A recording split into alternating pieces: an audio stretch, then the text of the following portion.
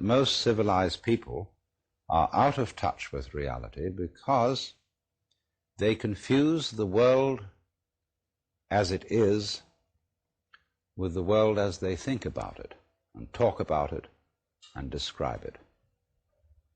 For on the one hand, there is the real world, and on the other, a whole system of symbols about that world which we have in our minds.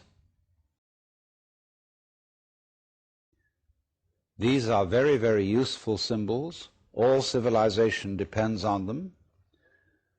But like all good things, they have their disadvantages. And the principal disadvantage of symbols is that we confuse them with reality. Just as we confuse money with actual wealth. And our names about ourselves, our ideas of ourselves, our images of ourselves with ourselves.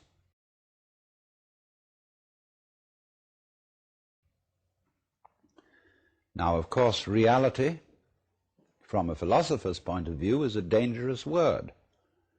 A philosopher will ask me, what do I mean by reality? Am I talking about the physical world of nature? Or am I talking about a spiritual world? Or what? And to that I have a very simple answer. When we talk about the material world, that is actually a philosophical concept. So in the same way, if I say that reality is spiritual, that's also a philosophical concept. And reality itself is not a concept. Reality is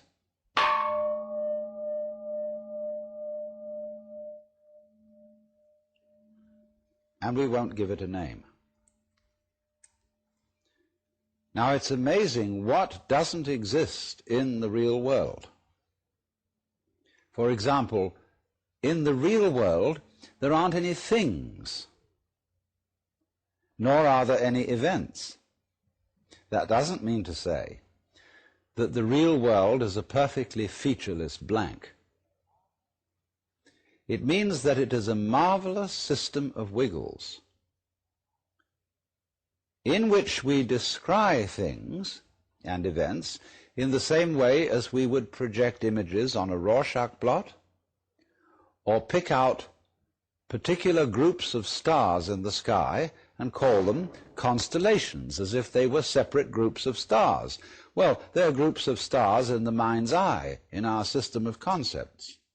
They are not out there as constellations already grouped in the sky.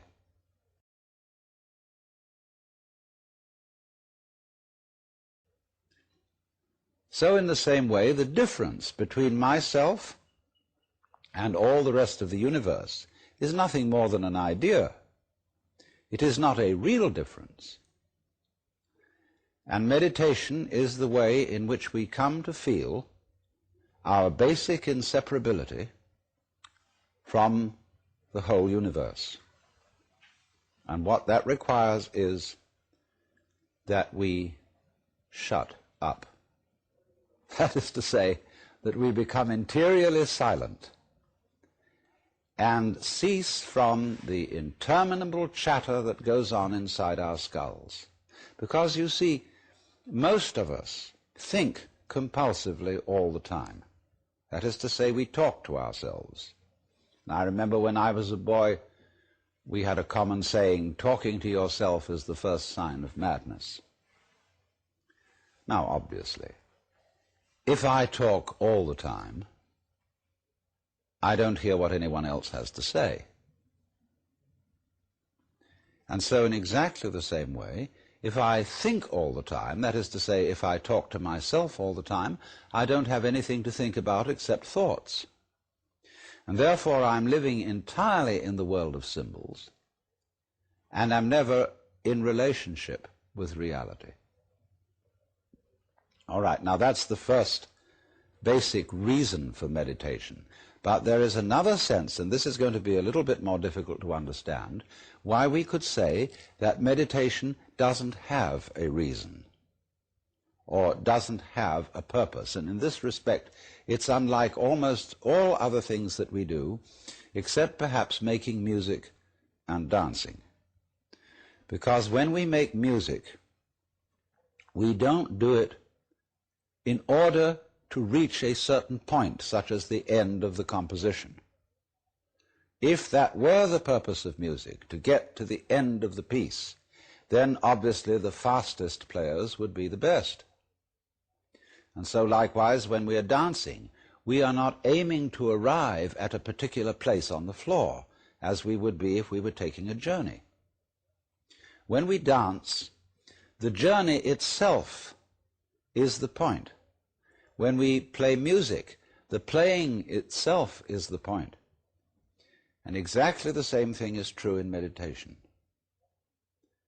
Meditation is the discovery that the point of life is always arrived at in the immediate moment.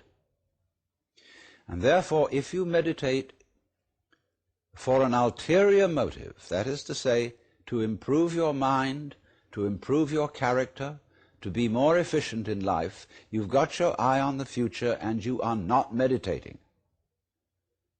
Because the future is a concept. It doesn't exist. As the proverb says, tomorrow never comes. There is no such thing as tomorrow. There never will be, because time is always now.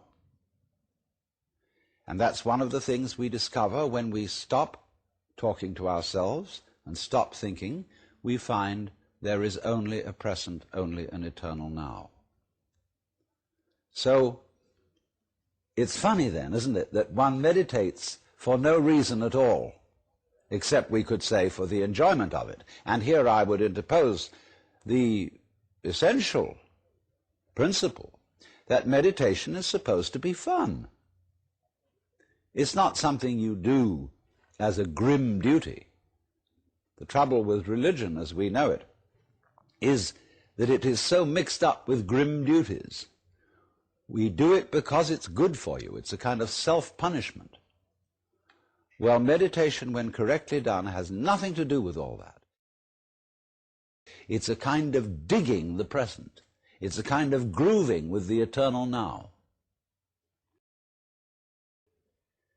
And brings us into a state of peace where we can understand that the point of life, the place where it's at, is simply here and now.